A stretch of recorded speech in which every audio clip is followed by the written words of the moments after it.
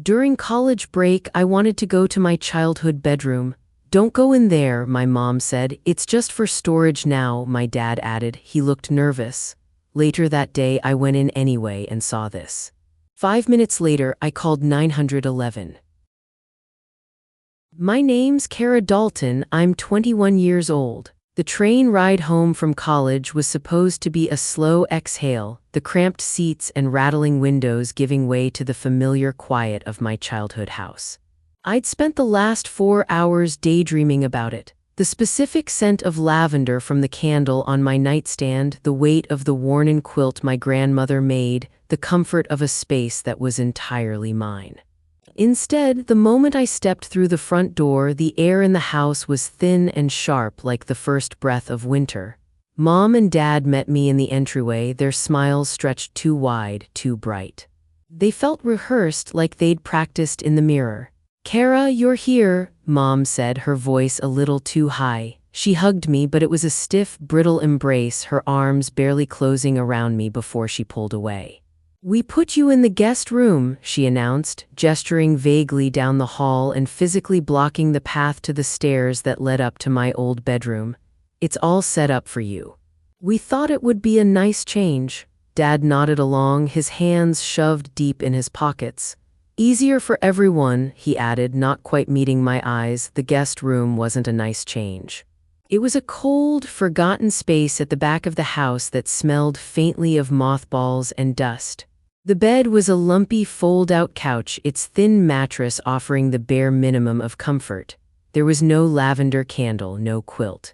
Just beige walls and a window that looked out onto the neighbor's siding. When I asked why I couldn't just sleep in my own room, they exchanged a quick, nervous glance. Mom said they were using it for storage, something about needing to clear out the attic. The excuse was flimsy, offered so quickly it was clear they hadn't expected me to question it. Something was wrong. The usual warmth of home, the feeling of sinking into a safe place, had been replaced by a sterile, guarded politeness. I felt like a visitor, a stranger they had to accommodate. Later that night, after a dinner of stilted conversation and clinking forks, the silence of the house felt heavy, pressing in on me from all sides. I couldn't sleep on the lumpy couch, the unfamiliar smells of the guest room keeping me wide awake. I kept thinking about my room, about the flimsy excuse. Storage? What could they possibly need to store that couldn't fit in the attic or the garage? I slipped out of the guest room and walked down the familiar upstairs hallway, the old floorboards groaning under my bare feet like they were whispering warnings. The hallway still smelled like my mom's laundry detergent, a scent that used to mean comfort but now felt like a lie. I reached my bedroom door, it was shut tight. I turned the old brass knob, expecting it to give way, but it stopped, solid and unmoving. It was locked. My bedroom door, the one that had never even been fully closed unless I had a friend over, was locked. My heart started hammering against my ribs, a frantic, panicked rhythm. This wasn't about storage. You don't lock a door for storage. A cold dread seeped into my bones. Suddenly, I remembered the spare key. When I was 12, I'd locked myself out by accident, and my dad had hidden a spare on the top ledge of the doorframe, telling me it was our little secret. I'd never had to use it since. My fingers, trembling slightly, reached up and brushed against the cool, dusty metal. It was still there. I slid the key into the lock. It turned with a quiet, decisive click. I pushed the door open and was met with a wall of still air thick with the smell of dust, old varnish, and secrets. In the middle of the room, completely dominating the space where my bed should have been, was a large gray tarp covering a collection of odd, familiar shapes. I knew what they were before I even looked. I knew it with a certainty that made my stomach clench into a tight, painful knot. My hand was shaking as I reached for the corner of the tarp. The plastic felt coarse and cold under my fingertips. I pulled it back, and the smell of aged wood and rosin, a scent as familiar to me as my own name, rushed out to meet me. There they were, all of them. My grandmother Estelle Dalton's instruments. The cello, its dark wood gleaming even in the dim light from the hallway, leaned against the wall. The two violins lay side by side in their open cases, their velvet lining a deep, rich red. The small, delicate mandolin with the chipped rosette my grandmother had always promised to fix, and tucked beside it the silver flute in its velvet-lined case. They were supposed to be gone. They were reported stolen weeks ago, vanished during a supposed break-in that had left my grandmother utterly devastated. I remembered her call, her voice thin and broken as she told me what had happened. The police report, the insurance claim, my parents' show of sympathy, my grandmother's tears, it was all a performance. A carefully staged play for an audience of one. I ran my hand over the smooth, worn neck of the cello and my fingers found the small, deep scratch I'd made with a music stand when I was 7 years old. It was real, the instruments were real, the theft was the only thing that wasn't. The pieces clicked into place with sickening clarity, the locked door, my parents' stiff smiles, the fake story about attic storage. The betrayal was a physical shock, like stepping barefoot into ice water. It wasn't just that they had lied to the police and an insurance company. It was that they had used my grandmother's love, her most treasured possessions, as props in their disgusting little scheme. They had broken her heart for money. I walked back downstairs, the corner of the dusty tarp still clutched in my hand. I found them in the kitchen, sitting at the table, sipping tea as if it were any other night. The television was murmuring in the living room, a laugh track playing over their silence. They looked up as I entered, their expressions a mixture of surprise and carefully concealed guilt. I didn't say a word. I just walked to the table and dropped the gray tarp between their teacups. It landed with a soft, dusty thud that sounded as loud as a gunshot in the quiet room. "Care to explain what Grandma's stolen instruments are doing in my room?" I asked, my voice dangerously calm. The color drained from Mom's face. She stared at the tarp as if it were a venomous snake. Dad wouldn't look at me at all. His eyes were fixed on the swirling steam rising from his mug. The denials came first, weak and tangled. "We were just keeping them safe," Mom stammered, her hands fluttering nervously. "It's not what you think, Kara, it's complicated. It got too complicated to move them before you got home," Dad muttered into his tea. They spoke in hushed, urgent tones as if I were a stranger who'd stumbled upon a private, embarrassing matter, not their daughter who they'd just betrayed. They tried to build a wall of excuses, talking about unexpected bills, about being in over their heads, about not wanting to worry me. Their story was a tangled mess of half-truths and vague financial troubles designed to make me feel confused and sympathetic, not to make them feel guilty. They wanted me to believe they were victims of circumstance forced into this desperate act. But I could see the lie in their shifting eyes and the tremor in their hands. They weren't desperate. They were calculated. Finally, after I refused to accept any of their flimsy explanations, the real reason came out. Mom took a deep breath, her face hardening as she prepared to deliver what she clearly thought was an unassailable justification. "We did it for your sister. Of course, it was for Sabrina, my older sister. It was always for Sabrina. The golden child, the one whose life was a carefully curated collection of successes and triumphs, all posted endlessly on social media for the world to admire.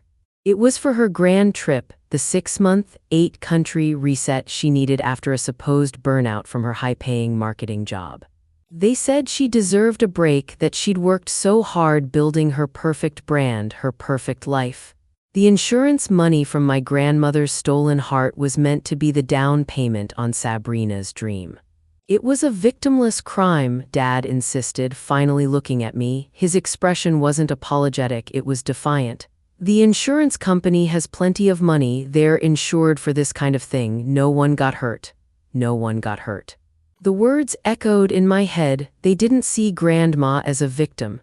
They didn't see the way her hands had trembled when she told me the instruments were gone, how the light had gone out of her eyes. To them, she wasn't a person who had lost a piece of her soul. She was just a resource, a means to an end. And my role in all of this was suddenly crystal clear. I was expected to understand.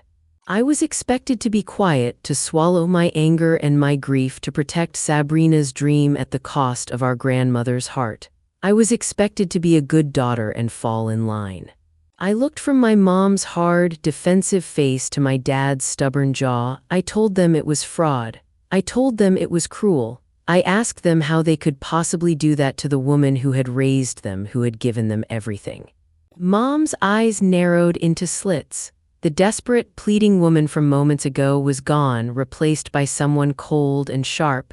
"Don't you dare ruin this for your sister," she warned, her voice low and venomous.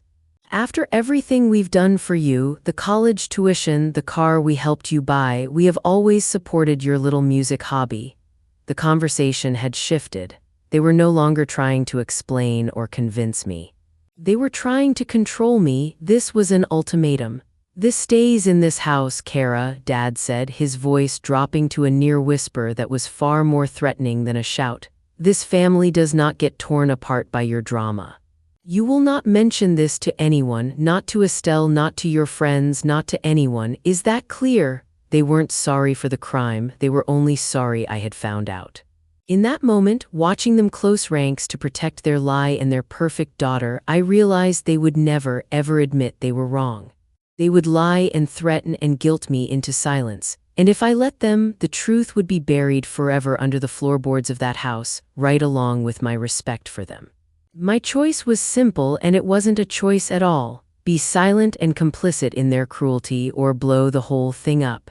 I looked at their determined faces, saw the complete absence of remorse, and picked up my phone from the kitchen counter. I didn't stay in the kitchen to make the call. I couldn't breathe in there anymore with the weight of their expectations pressing down on me. I walked out the front door, not even bothering to grab a jacket, and stood in the middle of the driveway.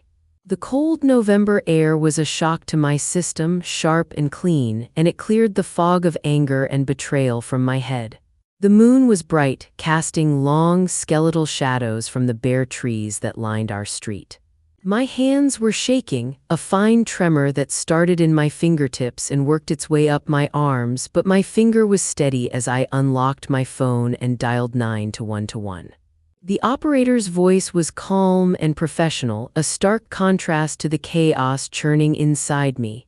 "I'd like to report a crime," I said, and my own voice sounded distant, unfamiliar, like it was coming from someone else. "It's insurance fraud, and I know where the stolen property is." I gave the dispatcher our address, spelling out the street name carefully. I told them the items were a collection of valuable musical instruments that had been reported stolen several weeks ago. I didn't say who did it, I didn't have to, I just said the instruments were here, inside the house. Through the large bay window in the living room, I could see Mom watching me. Her face, illuminated by the soft glow of a lamp, was a mask of disbelief that was quickly hardening into pure fury. She knew exactly who I was calling. Dad came to the front door, yanking it open. The warm air from the house spilled out around him. "Kara, hang up that phone right now," he commanded. His voice was tight with a panic he couldn't hide. I turned my back to him, facing the dark, quiet street. This wasn't a family argument anymore. This wasn't about my drama. It was a crime scene. In that moment, standing on the cold pavement with a phone pressed to my ear, I was no longer their daughter. I was a witness. The dispatcher told me that officers were on their way. "It should be about 28 minutes, she said. It felt like a lifetime and no time at all. I ended the call and stood there, hugging myself against the cold, waiting for the life I had known to officially end. The 28 minutes passed in a strange, suspended reality. I stayed in the driveway while my parents scrambled inside the house, their frantic, shadowy movements visible through the windows. Then, right on time, the quiet suburban street was painted with flashing blue and red lights. They washed over the perfectly manicured lawn, the neatly trimmed hedges, and the welcome mat on the front porch. A single police car pulled into the driveway and stopped a few feet away from me. An officer stepped out. He was tall and broad-shouldered, with a calm, neutral expression that gave nothing away. His name tag read Daniel Price. My parents appeared in the doorway, trying to form a united front, but they just looked small and scared, silhouetted against the warm light of the house. Mom started talking immediately, her voice high-pitched and strained as she rushed toward Officer Price, the responding officer. "Officer, thank goodness you're here, but there's been a terrible misunderstanding. Our daughter, she's very emotional. She's home from college and she's just been under a lot of stress. I didn't interrupt. I just stood by the hood of the police car, my arms crossed, and let her talk. I let the lies hang in the cold night air, each one more desperate than the last. Officer Price listened patiently, his gaze shifting from my mother's frantic, gesturing explanation to my quiet stillness.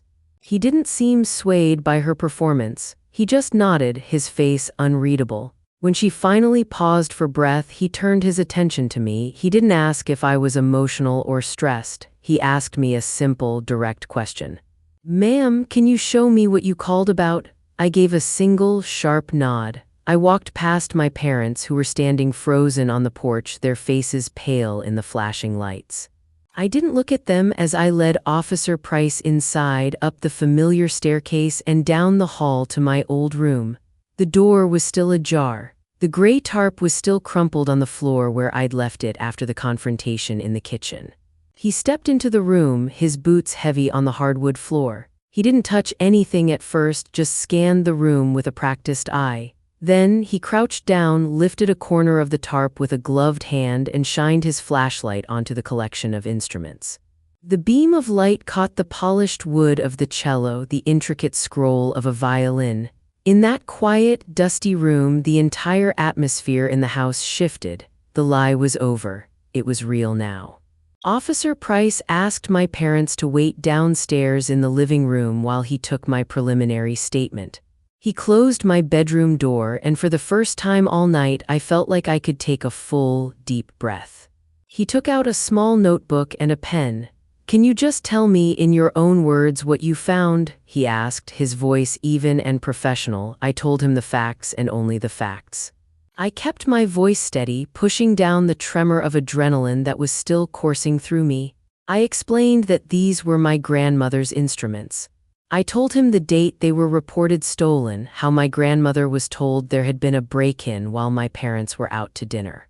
I described how I'd come home from college tonight and found my room locked. "I found a spare key," I said, "and when I came in, I found these instruments hidden under that tarp." He asked me who had access to the room. "My parents," I said simply. He didn't press me for accusations or ask me what I thought had happened. He just took notes, his pen scratching quietly in the otherwise silent room. He asked me my name, my date of birth, my address at school. Then he looked up from his notebook, his gaze direct and serious.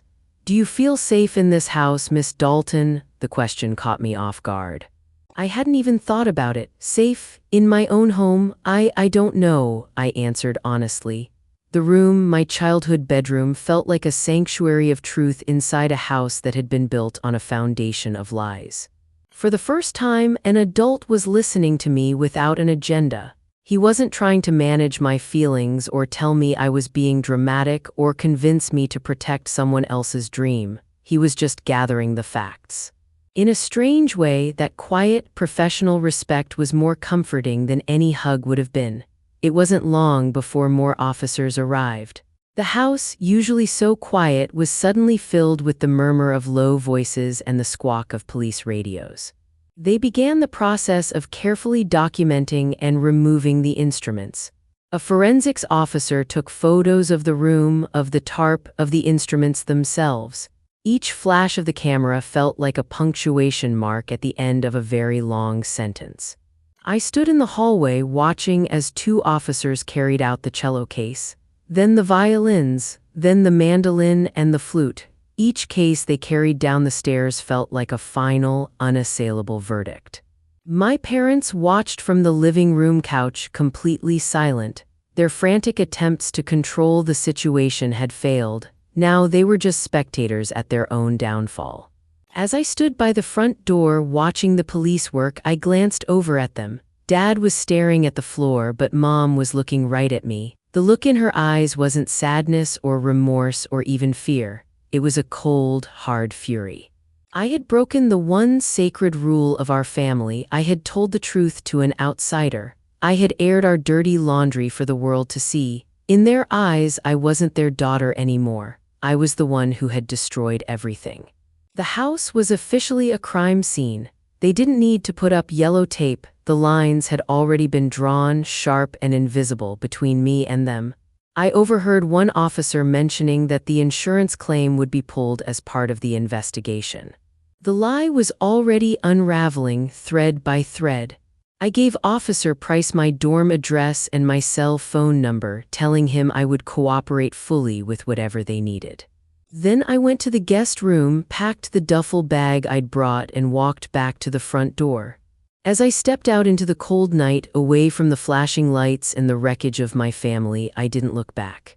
There was nothing left for me there. A few days later, I was back on campus, trying to force myself to focus on studying for my final exams, but the silence from my family was a deafening roar in my ears. I'd blocked their numbers, but I still expected a text from a strange number, an email, something. But there was nothing, just a vast, empty silence. I kept replaying the events of that night over and over in my head. The look on my mother's face, my father's threats, the cold weight of the truth. I knew what I had seen, but a part of me, the part that had been their daughter for 21 years, still felt a desperate need for something more. I needed proof that wasn't just my word against theirs. That's when I thought about our neighbors. Paula Green, the woman who lived in the house next door, was a notorious busybody. She knew everyone's schedule, who was getting a package, who had their lawn mowed a day late. But her particular obsession was technology. Her house was a fortress of smart devices and security cameras covering every conceivable angle. My stomach was in a tight knot as I found her number and called her. My hands were clammy. "Hi, Paula, it's Kara Dalton," I said, trying to keep my voice casual. "I have a strange question for you. Do you remember a few weeks ago, on the night of the supposed break-in at my parents' house? I was just wondering if your front door camera happened to see anything unusual." There was a pause on the other end of the line, and for a second I thought she was going to tell me to mind my own business. "Funny you should ask, dear," she said, her voice dropping conspiratorially. "Because I looked back at my footage after I heard about the burglary. There was no break-in." My breath caught in my throat. "What did you see?" "Well," she said, clearly enjoying the drama, "I saw your parents' car pull up at 2:17 in the morning. That was 2 nights before they reported the burglary. And I saw your mom and dad hauling all those big instrument cases into the house from the trunk of their car." She said she'd thought it was an odd time to be moving things around, but she didn't want to meddle. Now, she was more than happy to. She offered to email me the video file right away. The email arrived less than 5 minutes later. The subject line was simple: footage from the 14th. My heart was pounding as I clicked the attachment and the video player opened on my laptop screen. I clicked play. The footage was grainy, shot in the eerie black and white of night vision, but it was undeniable. There was my father, his face tight with effort as he struggled with the large cello case. And there was my mother, her movements quick and furtive, carrying 2 violin cases at once. They weren't frantic or scared like people being robbed or recovering stolen goods. They were methodical, efficient, like people hiding something precious. Before they went inside, my dad looked up and down the empty, sleeping street, a quick, guilty scan of the area. It was a conspiracy in miniature, a silent 48-second movie that proved everything. This was it, the first piece of hard, irrefutable proof. It wasn't just my story anymore. It was a fact, time-stamped and recorded for anyone to see. A wave of relief washed over me, so intense it made me dizzy. I wasn't crazy, I hadn't overreacted, but that relief was followed by a profound and hollow sadness. This video was the nail in the coffin of the family I thought I had. There was no room for ambiguity, no space for excuses or misunderstandings. They had planned it, they had lied, and I had the proof. I downloaded the video file and saved it to a cheap flash drive I'd gotten from the student bookstore. It felt heavier than its few ounces of plastic and metal. It was the weight of the truth. My next call was to Officer Price. I didn't want to explain over the phone. I just told him I had something he needed to see, something important for the investigation. We agreed to meet at a small, noisy coffee shop near campus. I didn't want him coming to my dorm, didn't want this investigation seeping into the one place that felt like a safe haven. I sat at a small table in the back, nursing a cup of coffee I didn't want, the flash drive feeling like a hot coal in my pocket. When he arrived, he was in plain clothes, looking more like a tired dad than a cop. I handed him the flash drive without a word. "This is from my neighbor's security camera," I explained as he plugged it into his laptop. "It shows my parents bringing the instruments into the house 2 nights before they reported them stolen." He watched the short video, his face completely unreadable. He played it a second time, then a third. When it was over, he just nodded slowly, closing the laptop. "This is very helpful, Miss Dalton," he said, his voice low and serious. "This changes things. This moves it from a suspicious situation to a clearly planned act." He looked at me then, his expression softening just a little. "Are you sure you want to proceed with this? This is significant evidence. Once I log this, there's no going back." He was giving me an out, a last chance to back down, to let this go, to pretend I'd never found the instruments in my room. I thought of my grandmother's trembling voice on the phone. I thought of my parents' cold, furious eyes. "I'm sure," I said, and there was no hesitation in my voice. Handing him that flash drive was a conscious choice. It was the moment I stopped being a victim of their lies and became an active participant in uncovering the truth. I was no longer just the person who made a 911 call. I was the key witness, providing the evidence that would be used to charge my own parents. I was setting the fire, not just watching it burn. That night, after meeting with the officer, I couldn't settle down. The weight of what I'd done was immense. I needed to connect with the reason I was doing all this, so I called the hospital to check on Grandma Estelle. A nurse I hadn't spoken to before answered the phone. Her voice was kind but weary. "She's having a rough week," the nurse said after I'd identified myself. "She's listless, barely eating. Her heart has been under a lot of strain lately, and we're monitoring her closely." My gut twisted into a cold, hard knot. Is she saying anything?" There was a pause. "Honestly, honey," the nurse said, her voice softening with pity, "she just keeps talking about her music. She says it feels like a part of her is missing. Like she can't quite catch her breath without it. A part of her is missing." The words hit me with the force of a physical blow. The stress of the theft was literally killing her. My parents' greed, their casual cruelty, was breaking her heart. This wasn't just about insurance fraud and family lies anymore. This was about my grandmother's life. The ticking element wasn't just a future court date, it was the fragile, unsteady rhythm of Estelle's heart. I had to see this through. I had to get those instruments back to her, to return the missing part of her soul. But a new, terrifying fear took hold of me. How could I ever do that without her finding out the truth of how they were recovered? The shock of learning that her own son and daughter-in-law had betrayed her so profoundly, it would be the final blow. My mission had pivoted. I wasn't just trying to expose a lie anymore. I was in a race against time to save the one person in my family who had ever shown me unconditional love, but I had to do it by creating a lie of my own. I had to protect her from the truth. The weight of that secret felt heavier than anything else. A week later, I found myself sitting in a sterile, impersonal office across from a man named Aaron Blake, the assistant district attorney assigned to the case. He was young, with sharp eyes and a no-nonsense demeanor that I found oddly comforting. He didn't offer sympathy or platitudes, he just laid out the facts. He told me what the investigation had uncovered since I'd given them the security camera footage. They had tracked down an instrument dealer in the next town over, a man named Miles Turner. My father had met with him a week before the break-in was reported. Mr. Turner, the instrument dealer, was very cooperative, Aaron Blake said, pushing a document across the desk toward me. He provided us with this. It's a signed appraisal for the entire collection requested by your father. I picked it up. It was a detailed list of every instrument with a value assigned to each. At the bottom of the page was the total. $312,000. The number hung in the air, cold and obscene. This was the price tag they had put on my grandmother's heart. This wasn't about covering a few late bills. This was a jackpot. The appraisal was more than just a document, it was a receipt for my father's greed, irrefutable proof that this was a premeditated crime. It gets worse, Blake continued, his voice grim. Mr. Turner also stated that your father asked him about potential buyers, specifically buyers who paid in cash and didn't ask a lot of questions. The intent was sickeningly clear.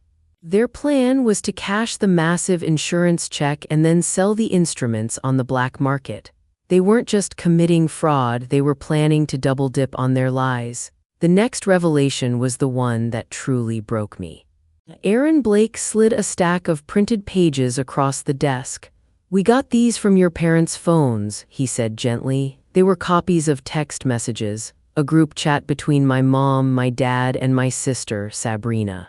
My eyes scanned the pages, a cold dread spreading through my chest. Sabrina wasn't just the passive beneficiary of this scam, she was a co-designer. She had coached them on what to say to the police to make the break-in sound convincing. She had researched insurance policies and sent them a sample letter to use for their claim. She was a meticulous, willing accomplice. Then I saw it. One text from Sabrina that stood out from all the others, a single line that stole the breath from my lungs. "Don't worry about Grandma, she's almost 90 anyway, she'll be fine, just get it done." The casual, callous cruelty of it was breathtaking. My sister, the perfect golden child, had weighed our grandmother's peace of mind against an 8-country vacation and found it lacking. All this time, a tiny, naive part of me had held out a sliver of hope that Sabrina was just ignorant, that she was being manipulated by our parents. But this text message proved she was an active, driving force. She had encouraged them, planned with them, and dismissed the potential damage to the person who loved us most with a shrug. The perfect daughter was rotten to the core. Aaron Blake watched me, his expression patient. "Kara," he said, his voice cutting through my shock, "we have a very strong case, especially with the video and these texts. But your testimony is what ties it all together. We need you to give a formal, on-the-record deposition. We also need to know if you want us to pursue this to the fullest extent of the law. Technically, you are a primary victim here next to your grandmother because the instruments were promised to you." He was asking me to declare war. He was asking me to stand in a room and swear an oath to tell the truth that would send my own parents to jail. He was asking me to finalize the destruction of my family. I thought of Estelle, frail and weak in her hospital bed, convinced a stranger had stolen a part of her soul. I thought of Sabrina's cold, dismissive text message. I thought of that number, $312,000, the price of their betrayal. There was no other choice. This wasn't just about a lie anymore. It was about a fundamental sickness in my family, a rot that valued money and image over love and loyalty.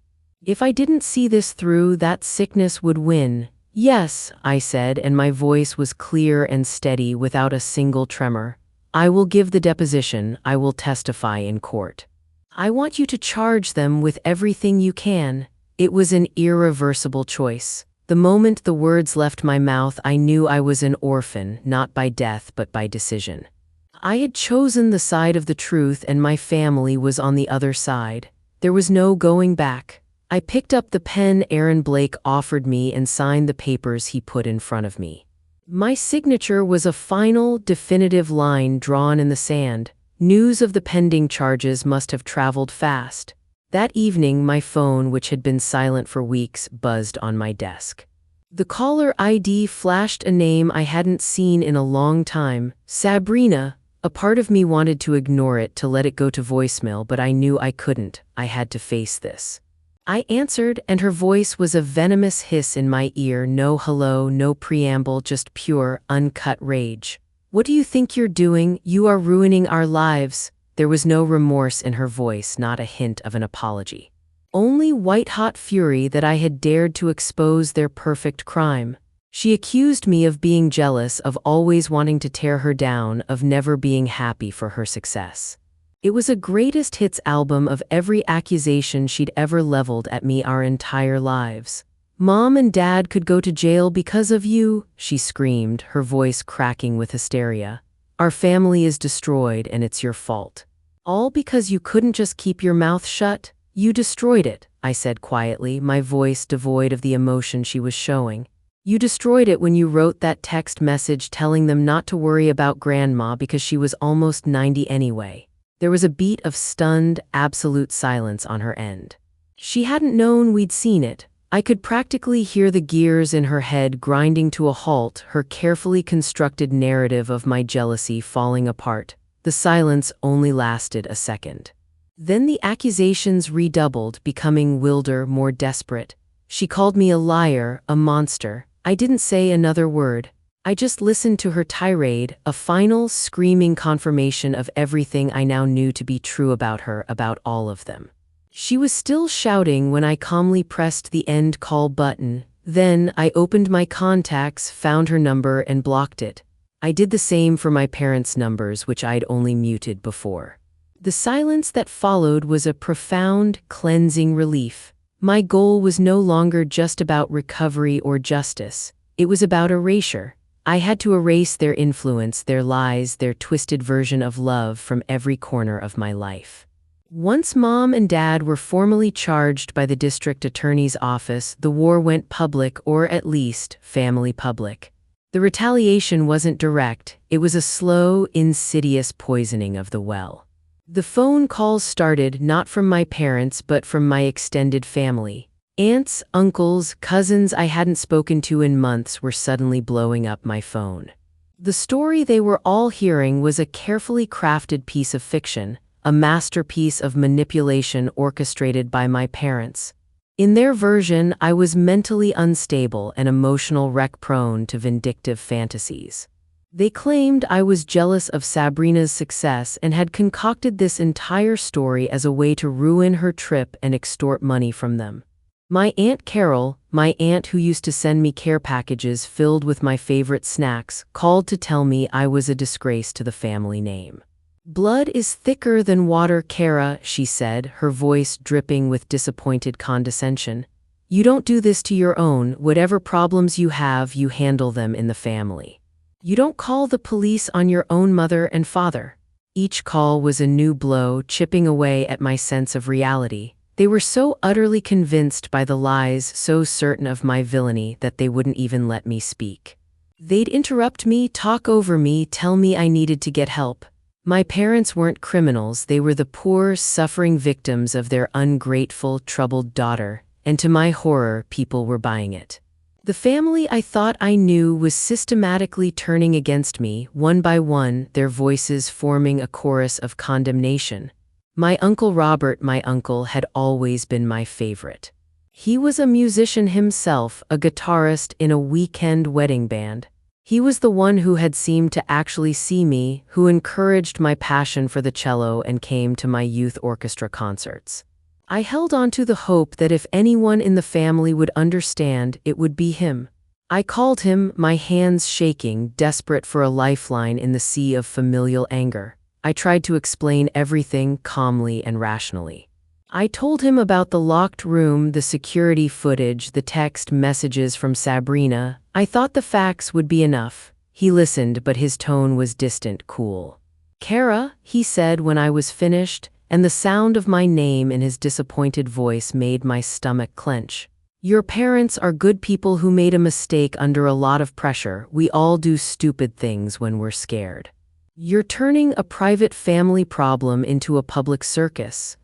My heart sank. He went on to tell me that he and my aunt had already offered my parents money to help with their legal fees. They had chosen their side. It was the side of family unity, no matter the cost. "You need to think about dropping these charges," he urged. "Handle this with grace. Think about what this is doing to your grandmother. She would be horrified to know you're putting her son through this." That was the deepest cut of all. He used my love for Estelle against me, twisting it into a weapon to shame me into silence. When I hung up the phone, a profound, hollow emptiness settled in my chest. I had truly lost my last potential ally in the family. The safe space I thought I had with him was gone. I was completely, irrevocably on my own. The small write-up in the local paper felt like a stone tossed through a window. It wasn't a headline on the front page, just a neat little paragraph online. Local couple charged with insurance fraud, musical instruments recovered. It named Mom and Dad, their faces a blur in a tiny stock photo of the courthouse steps. It didn't mention me or Sabrina, but the world I knew didn't need more details to start talking. My phone started buzzing an hour after the article went live. Texts from people I hadn't heard from in years, messages from old classmates, a few from acquaintances who followed my music posts. Some were careful, asking if I was okay. Most were blunt, cold, or pitched in the same tone as the family narrative. "Is this true, Kara? What on earth happened?" The ones from family were worse. My Aunt Carol sent a long, formal text about family loyalty. A cousin posted an ambiguous status, "So sad to hear about the Daltons, praying for them," and tagged several relatives. It was performative sympathy that felt aimed straight at me, as if I were the intruder in my own life. Paula Green chimed in on the neighborhood group chat, which she managed with the manic energy of someone running a small-town news outlet. "Stay calm, everyone," she typed, then added the video link she'd already given me. The link made my stomach turn all over again, but it also made things official. The footage was out there now. People had seen Mom and Dad hauling those cases into the house. They were starting to connect the dots. Neighbors who used to smile politely in passing started crossing the street. Grocery store clerks lowered their voices when I walked up the aisle. One woman from my old high school orchestra sat 3 tables away from me in the student union and pretended to be engrossed in her phone instead of looking directly at me. Even my friends from campus, the ones who'd seemed steady through freshman and sophomore years, began asking things in guarded tones as if I were a rumor to be confirmed or denied. A few stopped returning calls. The most painful thing was how quickly my parents' version of events had gained sympathy. They'd always been articulate, practiced in the language of victimhood. They'd rehearsed the lines perfectly. A shocked family betrayed by a stranger, grieving a loss. People leaned toward stories like that. They wanted simple morals and clear heroes. I was the messy, inconvenient person who had made the scene public. Every notification felt like a small fist. The rumor mill turned rumors into public opinion overnight. I wasn't sure whether I felt relief that the truth was out or terror that the truth had turned me into a pariah.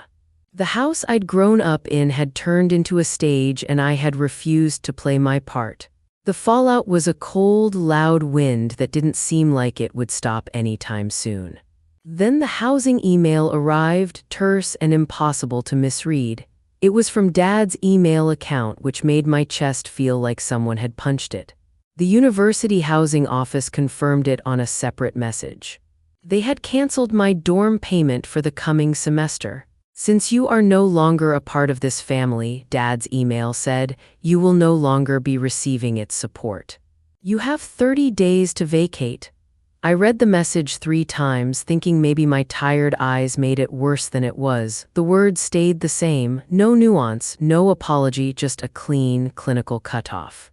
My stomach dropped in a way that made me dizzy. They'd always reminded me quietly that college was a privilege they paid for. Now they were using that ledger as punishment. Panic moved faster than thought. I called the housing office, and the woman on the line spoke to me slowly, like she was giving me a business memo. "If payment isn't received, we have to cancel your room reservation," she said. There was a bureaucratic echo in her voice that made the whole thing feel final. I tried to tell myself I could find another place. I could manage, but the price of apartments near campus was a different language, unreadable and merciless to someone with scraped savings.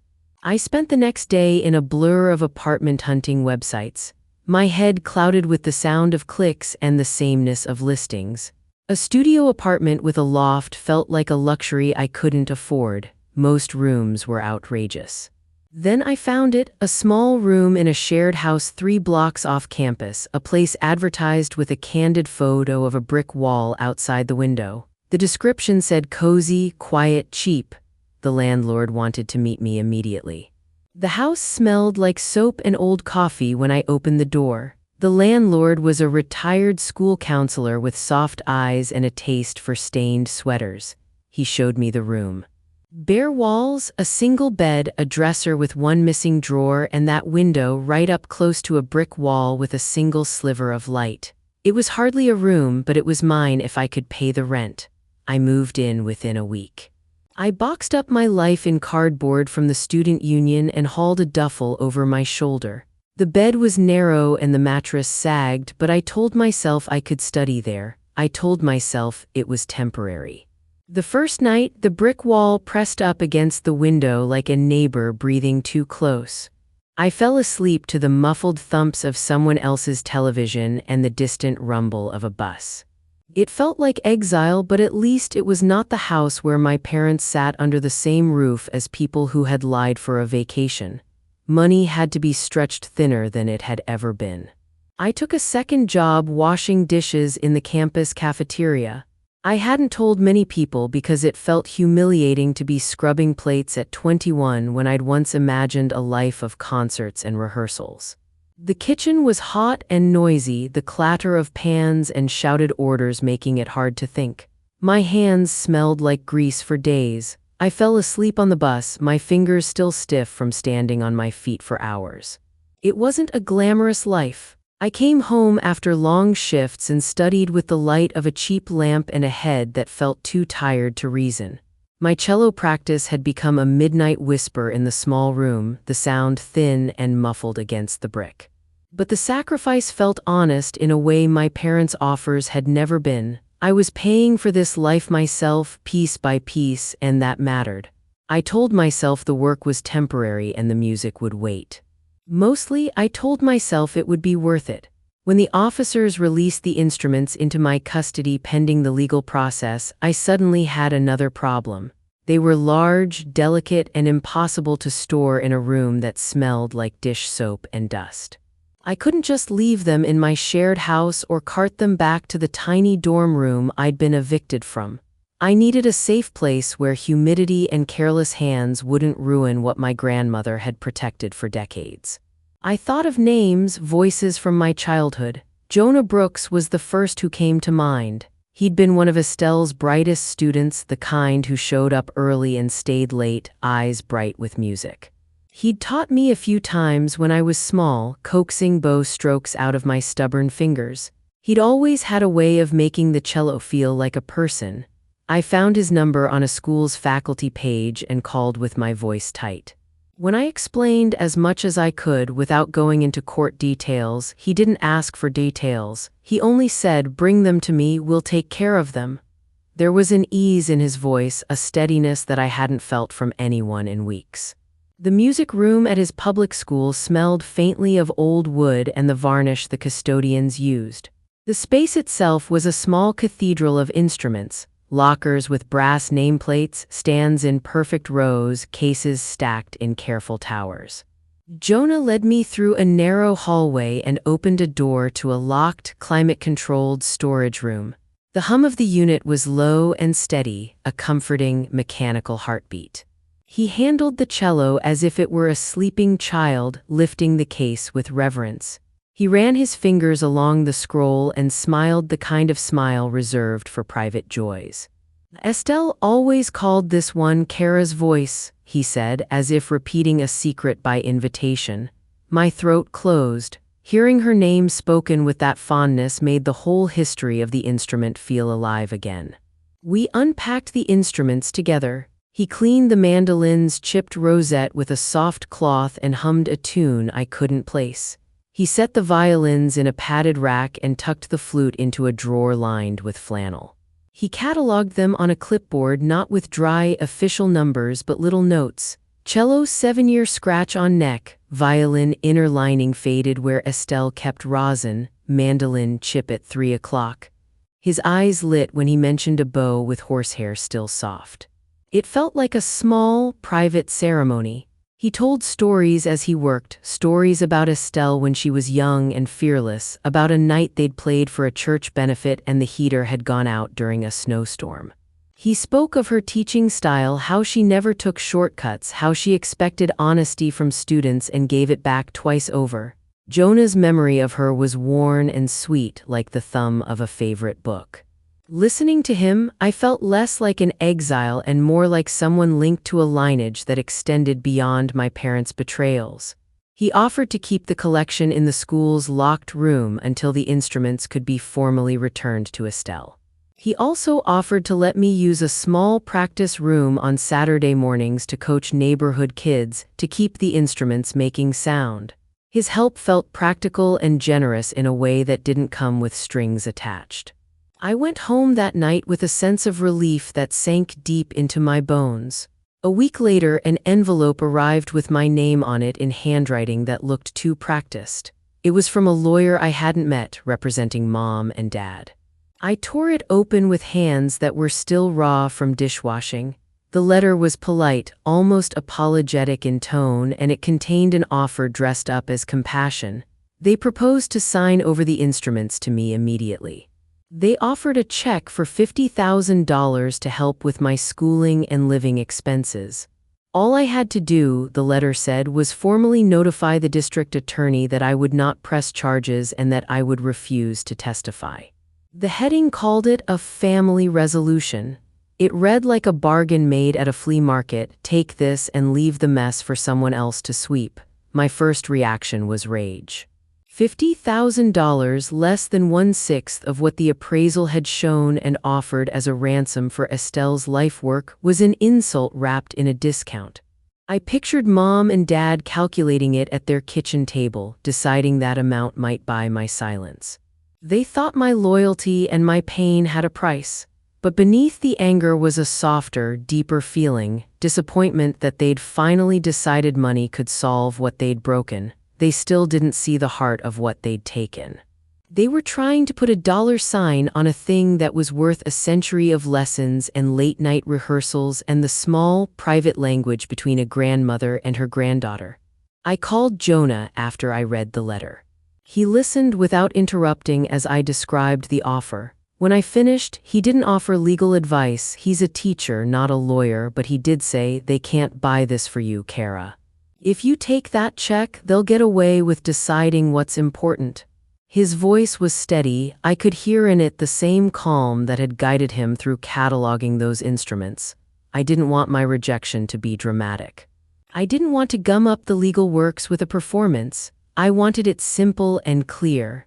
My lawyer drafted a short reply and I read it once, twice, feeling the slow burn of certainty in my chest. Then I told him to send one word back: no. When the confirmation came through, brief and bureaucratic as the initial offer had been, I felt lighter and hollow all at once. I'd refused their money, their attempted truce. It was a small, clean victory and also the end of something else, the last chance at an easy, quiet peace. I knew that saying no would close a door forever, that it would make my decision final in the eyes of the world. But the instruments weren't something to be bought. They were a history and a voice, and no check could ever replace that. The call from the cardiologist came on a Wednesday afternoon, right when I was wiping down trays between lunch shifts and trying not to think about the stack of papers waiting in my cheap room. His voice was careful, the way doctors get when they don't want to add panic to an already bad situation. "Miss Dalton, this is Dr. Patel. I'm Estelle's cardiologist." I sat on a metal stool, the dishroom noise muffled through the thin walls, and felt my stomach drop. "How is she?" I asked, my voice smaller than I meant it to be. "She had a minor arrhythmia yesterday afternoon," he said. "We stabilized her. She's resting now, but I need you to understand something very clearly. Her heart is fragile. Stress has been a major trigger. Another acute shock could cause something serious." He paused as if to let the words weight down. "We have to protect her from intense emotion. I know family situations are complicated, but please limit anything that could upset her." The words landed like a physical blow. I answered with the things a person says when they're trying not to cry at work: "Of course. Thank you for telling me." I hung up and leaned back against the stainless steel counter until the world stopped shaking for a second. The next call was from the assistant district attorney. "Kara, we've scheduled the plea hearing for next month," Aaron said. "It will be public record. The press will probably be there." Press, public record. The letters from the hospital and the words from Dr. Patel got tangled up with Aaron's sentence. If the hearing went as planned, the details would be in newspapers, on websites, and maybe on social media. People would say names, someone at the nursing home might see it. A careless volunteer could mention it in the wrong conversation. Estelle might hear even if we tried to shield her. I felt like every plan I had was a house of cards balancing on a cliff. The choices spread before me like a map of bad outcomes. Tell Estelle the truth, watch her shrink away and maybe die from the shock. Keep it from her and risk the truth leaking out in a public place and maybe killing her anyway. There was no safe path that didn't involve lying to the person who had taught me the simplest, truest things: how to listen, how to breathe with a phrase, how to make something honest come out of thin air. I called Jonah that night. He picked up on the first ring, his voice warm and steady like a hand on a shoulder. When I explained Dr. Patel's warning and the court date, he didn't say it would be easy. He didn't promise miracles. He said, "Then we make sure she never sees the headlines, we control what she sees." Control sounded like a fragile, audacious thing to promise someone, but Jonah had a practical mind and a long patience for other people's crises. We spent hours sketching the plan in a notebook over coffee, whispering like conspirators. He volunteered the school's resources, the locked music room, a spare practice space, his time. He knew the nursing home administrators from occasional community concerts. He said he'd talk to them and ask for help, not with the legal details but with the practical ones. Can we make sure mail is held? That calls go through the desk, that volunteer sign-up sheets don't get posted near the activities board where family can read them. The plan itself was a high wire. We would screen Estelle's calls. I would become the gatekeeper of her mail. Jonah would intercept visitors when possible and, if necessary, sit with her during certain hours to keep her company. We'd set up alerts to monitor social media and local news, and my few friends who hadn't abandoned me agreed to flag any mentions of our names immediately. Jonah even offered to build a small folder on the school's computer where the instruments were kept, with restricted access, in case anyone tried to photograph or copy the images and post them online. I remember laughing once, a hollow, wet laugh, because the whole thing sounded like something out of a spy movie. One of us whispering into a cheap phone, "Do not let her see the paper." But it wasn't funny. The thought of orchestrating a bubble of calm around her, of lying for her protection, felt both right and wrong in my chest. Protecting her from the truth meant lying to her about her children. It felt like stealing something else, a small moral theft in the name of a greater good. We mapped contingencies. If a reporter called the nursing home, Jonah told me to instruct the staff to forward calls to his number first. If an old friend showed up and started asking pointed questions, he would lie and say the instruments were being held by the police for safekeeping, period. If Estelle asked too much, we would shift the conversation to music, play her favorite lullaby, bring a photograph of a past recital, anything to soothe her. The idea of scripting comfort felt obscene and tender at once. At night, lying on the narrow bed in my brick-wall room, I tried to breathe like I did when practicing long phrases on the cello: inhale, hold, release. It was a steadying exercise, but it didn't erase the fact that I was about to build a secret life around my grandmother, one made of small deceits and meticulous shields. I didn't see a better option. Jonas kept reminding me softly that Estelle's well-being was the priority, that the instruments could be returned to her without the wreck of truth. Maybe he was right. Maybe a lie that saved her life was not a lie at all. The thought kept me awake until dawn. The night before the sentencing hearing, I sat with a stack of paperwork on my desk and the glow of my laptop for company. One of the documents was a motion filed by my parents' attorney, and the words on the page felt like a kick in the ribs. They wanted my victim impact statement struck from the record. Their argument was simple and cruel. Because I'd been estranged from the family and had refused their settlement offer, they alleged I was biased and emotionally unstable. They spun my refusal into proof of a vendetta. Reading it, the legal language felt both foreign and faintly familiar, like reading the transcript of a childhood argument in which I'd always been the one told to be reasonable. They called me unreliable and suggested that my account was colored by resentment. The sentence that hurt the most said they believed my statements could unduly influence the court and that, for the sake of fairness, the judge should exclude them. My hands trembled as I reread the phrases. The motion didn't just seek to block my words, it attempted to invalidate 21 years of memory. It was an attempt to turn my pain into evidence of pathology. I thought of every time Mom had told me I was too sensitive, every teacher who'd told me to let it go, every time I had swallowed a hurt because it was easier than the fight that would follow. The motion felt like a neat, legalized version of those old words. They weren't just asking the court to discount my testimony, they were asking the world to cancel me.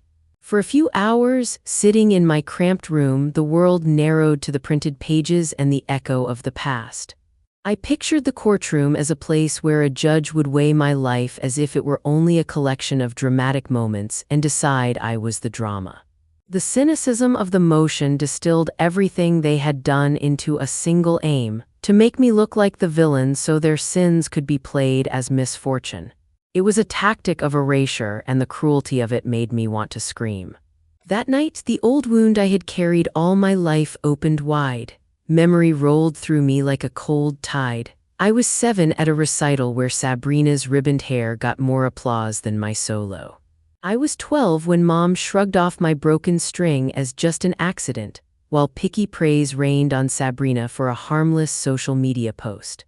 I remembered school awards given to Sabrina with flowers and a handwritten note, while my cello scholarships were framed and put away like they were less of a family story. My whole life had been a slow accumulation of quiet dismissals. People praised Sabrina's confidence and labeled mine as neediness. Teachers complimented Mom and Dad for raising such a poised daughter while I sat in the back row trying to be small and invisible. The motion on the desk didn't create this memory. It named it aloud, gave it a legal echo, and made it sound like proof that I couldn't be trusted. For a while, the old narrative, "You're too sensitive. Your feelings exaggerate things," felt true. A dangerous, dizzy thought crept in. Was I the problem? Had I blown things out of proportion? Had I been lying to myself all along? I sat in the dark and let the doubt roll through me, because sometimes doubt teaches you what you still have to prove. But after hours of letting the old stories ache, something steadied in me. Music, the thing that had always been my anchor, returned as a quiet voice in my head. I thought of Estelle's hands, patient and exact, guiding mine. I thought of the way songs don't lie. Notes either ring true or they don't. The motion could try to make me seem like a melodrama, but it couldn't change the sound of the cello when I touched it. That thought scraped away the last softness of doubt. I would go to court with that sound inside me.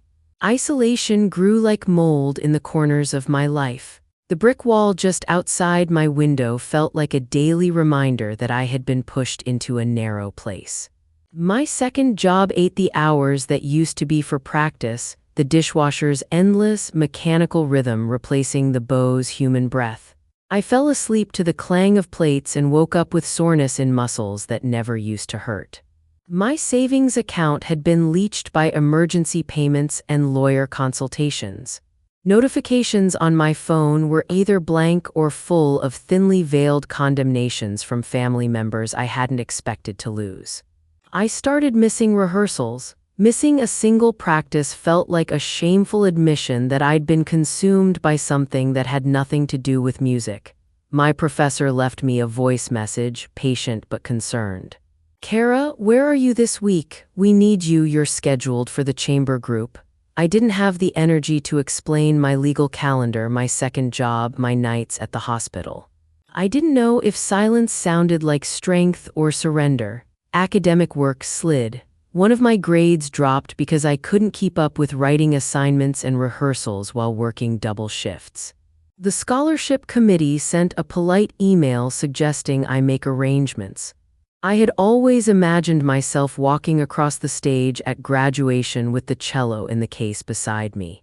Now the ceremonies felt as distant as someone else's life. The worst part was the hollowness where family used to be. My phone, once full of birthdays and good job texts, was quiet. Calls went unanswered or turned into lectures about loyalty. People I thought would stand with me called to say I shouldn't make trouble. A few friends did the opposite, supported me without question, but there were fewer of them than I needed. I found myself walking the campus late at night, each step a small attempt to exhaust myself into sleep. I thought of disappearing. I pictured getting on a bus, not telling anyone where I was going, never seeing them in court, never facing glares at family events. It would be an easy solution in a sense, no more papers, no more motions, no more phone calls. But leaving felt like giving up a fight I had promised myself I would see through. On nights when I let my thoughts run unchecked, I imagined not going to the hearing, not testifying, and letting the system chew its way through the truth without me.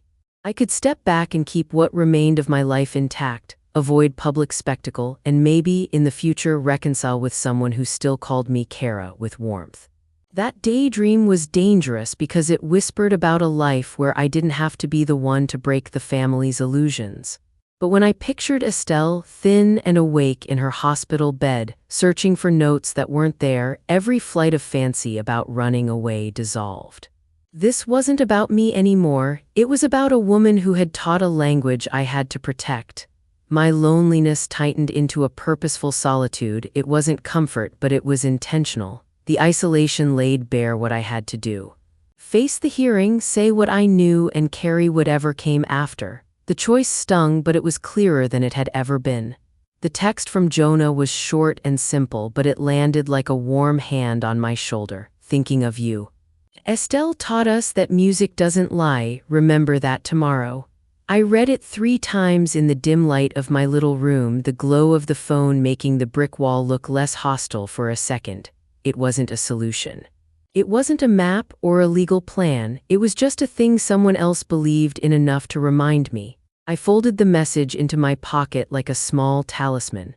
I thought about Estelle's hands on the keys of her old upright piano, the way she would close her eyes and find the truth inside a phrase. The reminder steadied me. For a night I could sleep without the weight of the whole case pressing into my ribs. The next morning I woke before dawn, the city still quiet, and practiced long tones on my cello in a small practice room Jonah had arranged.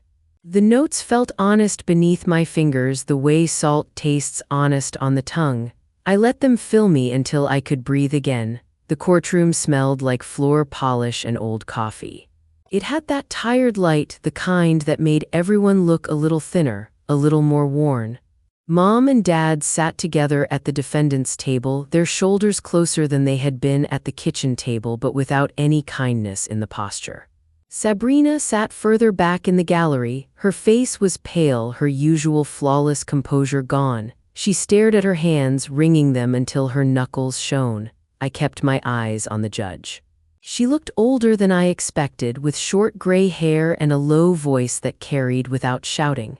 I kept my hand in my pocket, fingers closing around a small piece of rosewood I'd cut from a broken violin bow years ago.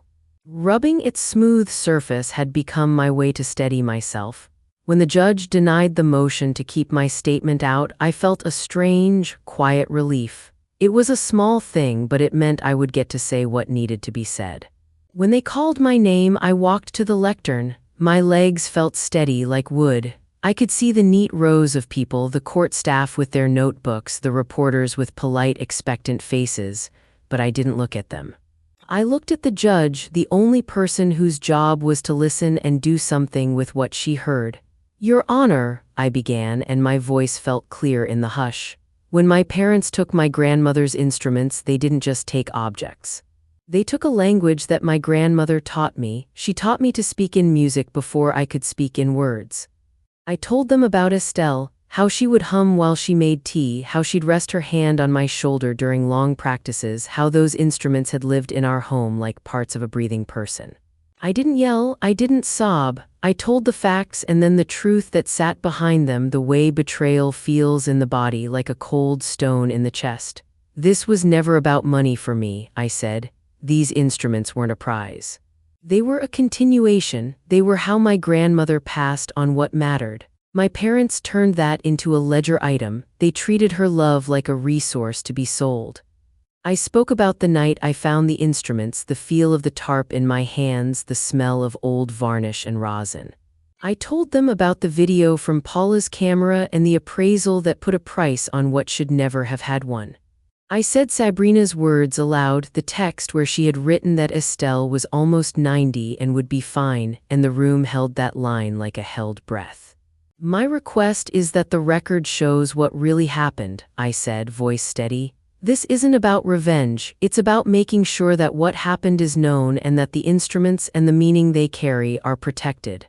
I could feel the rosewood in my palm like a compass. I let the silence settle after I finished. The truth hung in the air and didn't need embroidery. When the judge pronounced the sentence, her voice was flat and without flourish. She spoke about how the act had been planned, about the emotional harm done to Estelle, and about the attempt to blame the victim. Mom and Dad listened like statues, faces drawn tight. The sentence was not what my angrier self had imagined, no prison time, no dramatic humiliation, but it was public and absolute in a way a private apology could never be. They were ordered to spend a year confined to their home under house arrest. They had to do 400 hours of community work and pay back what the insurance company had been cheated out of. Their name would carry the record of this in it. That finality felt like a brand, a public stamp that their carefully curated image could never fully recover from. My mother stared straight ahead, jaw set like plaster. My father finally looked at me, and in his eyes I saw a quiet, simmering hatred that made something in my stomach drop. Sabrina was weeping openly now, hands covering her face, the perfect image she had cultivated cracking into messy human pieces. I didn't wait for the gavel. As soon as the judge finished, I stood and walked down the center aisle. People turned their heads, whispers rising like a suburban wind. I could feel the weight of their stares, the small electric judgments, but I didn't look back. I passed Sabrina in the gallery. Her shoulders were shaking. She didn't look at me. I stepped out the heavy courtroom doors into a strip of winter sun and let it hit my face. I didn't feel triumphant. I didn't feel victorious. I felt a deep, quiet relief, like someone had finally opened a window in a room that had been stuffy for too long. The noise was over. I could hear, in the distance, a faint verse of a song waiting to be played. 6 months later, life looked different but honest in a way it hadn't been before.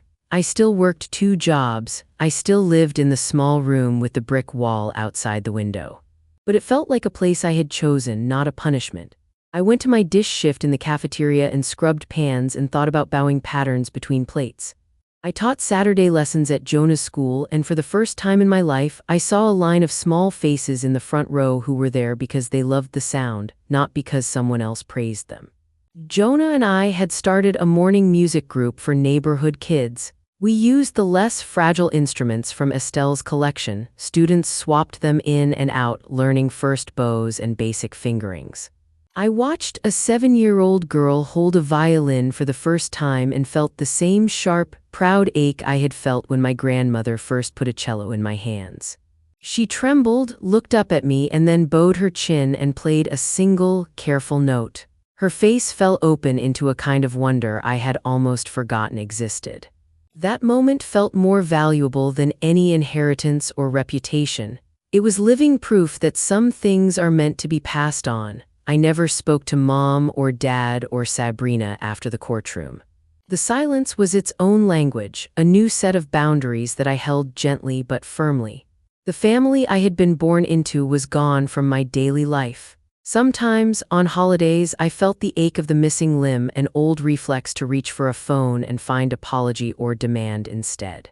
But the ache was cleaner now. It didn't rule me. I had carved out space to breathe. The final scene came on the day of Estelle's 90th birthday. We'd kept her shielded from the details. Our little conspiracy had worked. She was in a sunroom at the nursing home that smelled of lemon polish and houseplants. The place felt warm, like a church on a low Sunday. The instruments were there, gleaming in a corner under a sheet at first, then unveiled like old friends being welcomed back. Estelle sat at the upright piano, her fingers thinner than they used to be but sure. When she looked at me, she smiled in a way that filled the room. There was no attempt at performance, no polished family photo. It was just her, me, and the instruments she had loved. She placed her hands on the keys and played a few bars of a lullaby she had always played for me when I couldn't sleep. The notes were small and honest and, in their own fragile way, perfect. I sat next to her, the cello on my lap though I barely needed it. Around us, Jonah and a few of his students filled the room with soft bows. The instruments were safe not because they were hidden or because they had a price attached to them, but because they were being played again, because people heard their sound and learned from it.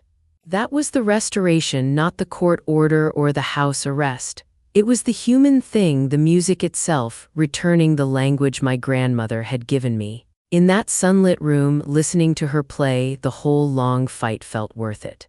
The truth had cost me a family, but it had given me a chosen family in return, people who cared about the sound of a note more than a glossy image.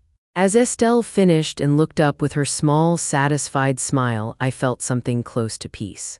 The legacy she had passed down was no longer a ledger item to be cashed in.